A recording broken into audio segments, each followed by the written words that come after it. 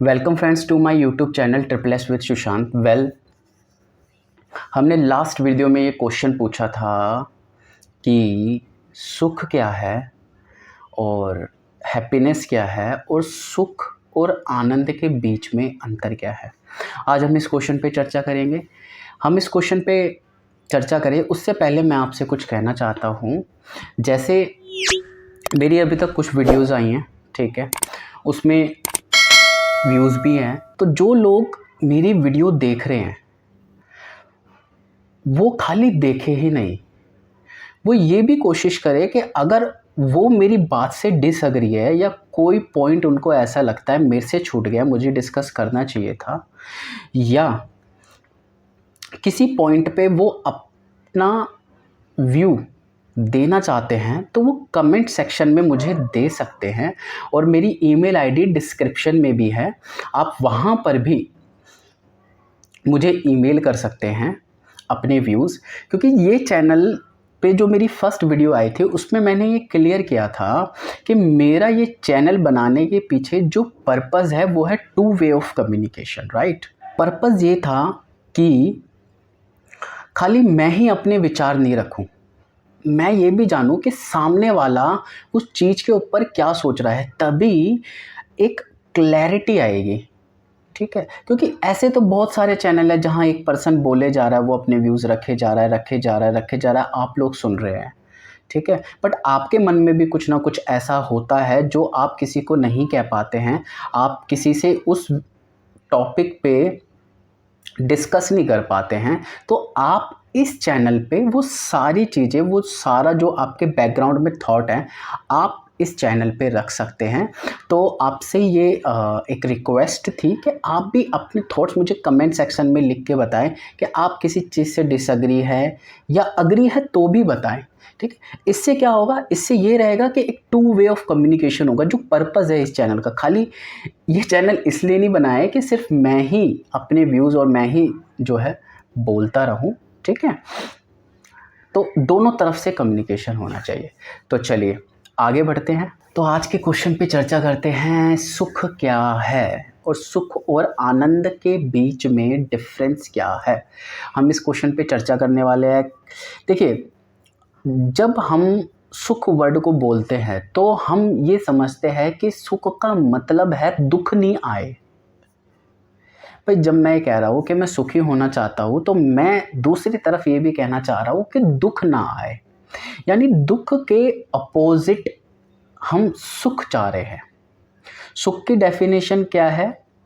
सुख की definition simple ये है, जहाँ हमें दुख ना हो, या जो चीज़ हम चाह रहे हैं ये ना हो, उसका ना होना सुख कहलाता है। हम नहीं चाहते हम बीमार हो, बट हम हो जाते हैं, तो हम कहते हैं यार मैं सुखी नहीं हूँ, मैं तो दुखी हूँ, बहुत साल से बीमार पड़ा हुआ हूँ। हम नहीं चाहते हमें टेंशन हो, बट टेंशन हो जाती है, और उसी को हम कहते हैं दुख।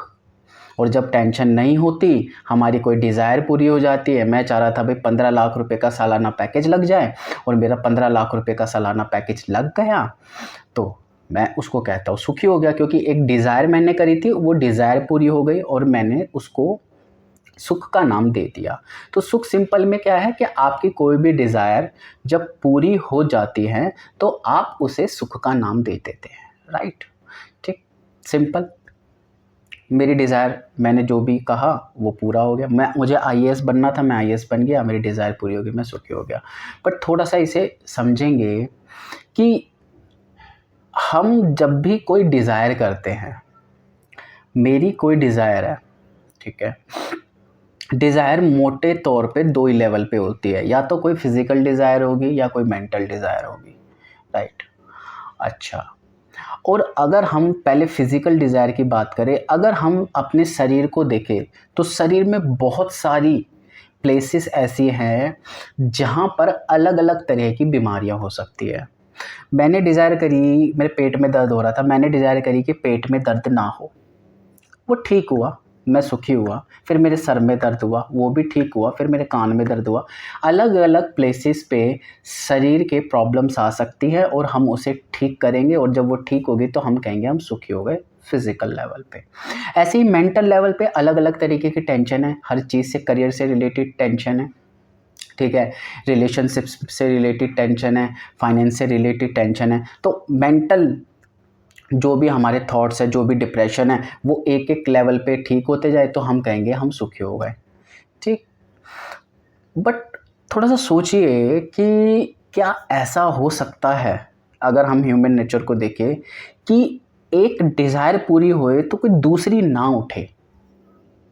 ऐसा हो सकता है क्या?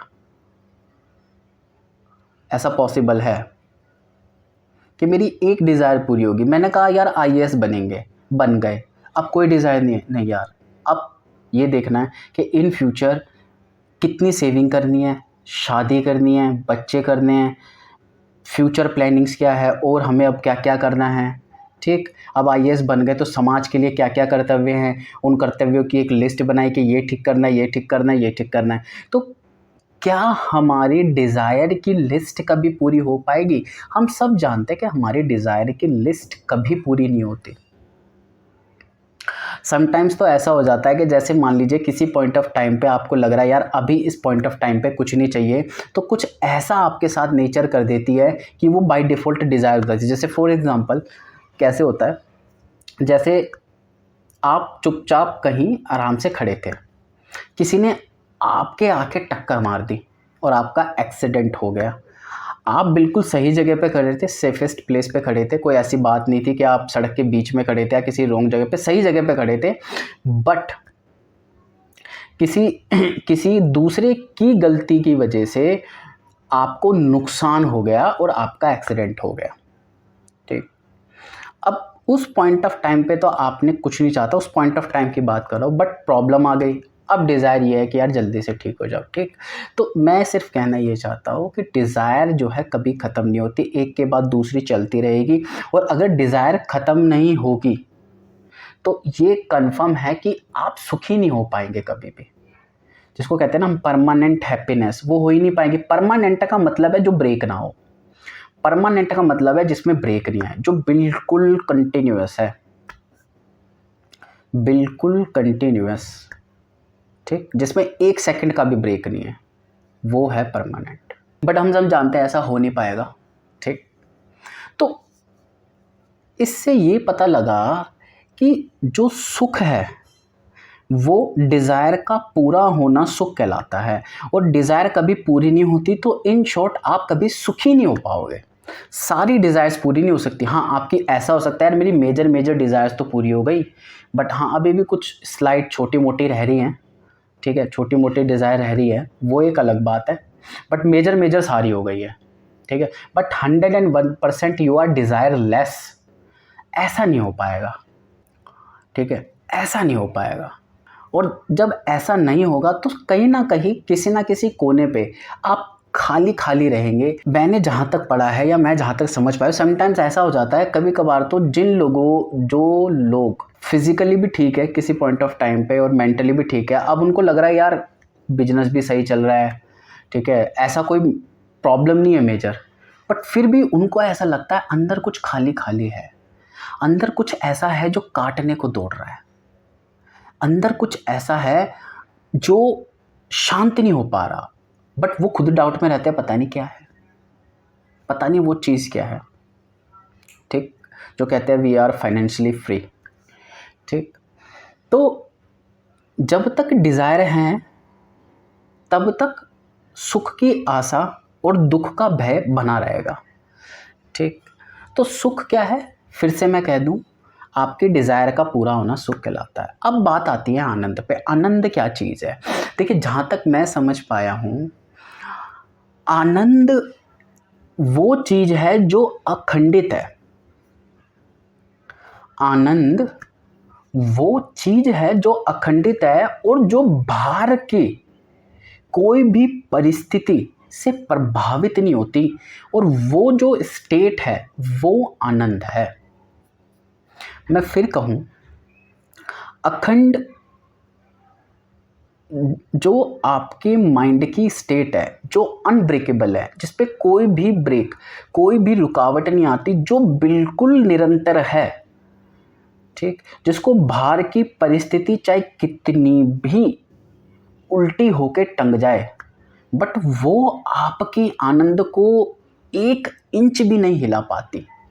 आपके अंदर जो एक पीस है, उसको 1 इंच भी नहीं हिला पाती, उसको आनंद कहते हैं। जो हिले ना,